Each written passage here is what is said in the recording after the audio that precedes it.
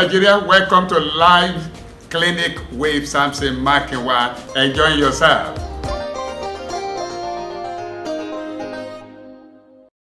Live Clinic with Pastor Makinwa. Here is Pastor Samson Makinwa again, your host on this program. Don't forget that in the last episode, we were able to emphasize that problem is made for human being, and then it's an inevitable thing in whatever we put together. I can't remember if there has been any car that you buy and after some time that will not need service or have some challenge that you didn't even call for, even a motorcycle, bicycle, and so on. Same thing happened in marriage. These are what we have oversized after the time. The truth is that challenge and problem is made for human being, and it depends on the way we use it. We have said that much in our this, that it depends on we use it. It's good to know that 95% of whatever that we are operating in life, it could be our marriage, it could be our business, even workplace. Those of us that are in career, we always bring issue out. And then, if it is 95% out, that's huge. You know what? The good news is that all these challenges and issues that could come up is fixable. They are fixable. And some of them look complex. Some of them look minor. But the thing is that they are fixable. Some of the things that we see as problem and which are very, very easy to fix if we could get what actually happened to it. And don't forget, that was why the last episode took us to what we call RCA, which is root cause or analysis of a problem or challenge that might come. And we said how important it is. When you have a challenge that you use palliative to clean to some extent, it is possible to look as if it has gone for a while. But we also emphasized in the last episode that we should look for root cause so that we can approach it and then clean it off. Today, we are going to look at this topic that I call the power of perceptive. The power of perceptive. So what state is your mind when problem arise is very, very important. When you change the way you see problem, the problem will change. Very important, because our state of mind is not the same thing when we are looking at the same problem. What I'm saying is that there could be a single problem that is occurring to two people, and maybe at a different location. You will see it differently, and they see it differently. I mean, in the same location. You may see it differently, I may see it differently.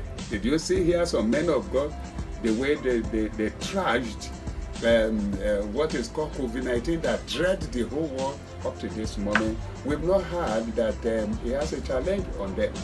And why some of us took it very, very serious. I never support anybody who trashed it. I'm just simply saying that when problems arise, we don't take it the same way. And you can't blame anybody. It depends on the it's not even a spiritual matter. It depends on the state of mind and what people are saying, and at the perspective that they are looking at it. Of course, success or failure is determined by our outlook. Whether you are going to succeed when you see problem, or you are going to fail along with the problem, is all determined by our outlook, not actually the circumstances. However big a problem may be, we may not see it differently. And if we don't see it differently, we definitely will not have the same result. We won't have the same result. In fact, the seriousness we attach to circumstances when it can likely depend on what result that we are going to have. How do you see it? How serious do you think you can that it has brought problem to you? How serious could that problem be, or whatever? That depends on what the result you are going to have. There is a perception that slim or shrink or tiny problem, whereas there are some other perception that magnify it. So I could see it in a different way. That's why the state of your mind is very, very important. Anybody that is weak, that is not healthy, the way they see things will be quite different. They see things fearfully because internally they are weak. Their will also be weak. There's a mind that a problem solver have, that when the problem comes, is very big in their eye. And there's a mind that they say they just trash it and say this is a minor problem. And this is what we must know. Let me say this. There are two questions that we always face in life, particularly when questions arise. Two questions. You see, somebody will say, oh, it is, he said, this is happening to me. Are you listening to me? I said there are two questions that people ask when problem arise, whether small or big. The first is that, is it happening to me? The second is that, is it happening for me? Of course, two of them have their attendant result in the life of the problem solver. You see problems, say, oh, this challenge or this problem is happening to me. You have signaled to your subconsciousness the posture you should take in order to approach the problem. And what you have done is that if this challenge or this problem is happening to you, we were just telling you that this is a problem that has come and is going to cause a lot of pain in my life or in my business or in my marriage. Now, you that is the captain of your life that need to solve the problem, you are sending to your subconsciousness that, hey, it's going to be very tough. And what do? You sap your inner energy. What do you do? Your willpower is thin and weak. So there is nobody that will profess the solution for you that you will take. Even if it is there and it is real, it will be difficult. The next question is that, oh, this challenge has come. You say, is it for me? You say, it's for me. The challenge is for me. You see, to me, happening to me, then happening for me. When you say it's happening for you, that really trigger your willpower. That trigger your energy, because what you are taking to your subconsciousness and over all your life is that we're going to have opportunity in this. Let me ask you. Have you just think of a lot of company, individual, and nation that are making trillions of money from pandemic? Somebody research into that. It's huge amount of money into the various cleaner that we are talking about right now. The syringe is made by large company, syringe that is going to produce billions, that is expected to produce for billions of human beings in the world. The liquid and many other ones, the plastic, the needle or whatever, just check them. See how people are eating from challenger problem that people are dreading and that has crippled some businesses. Some other businesses are booming.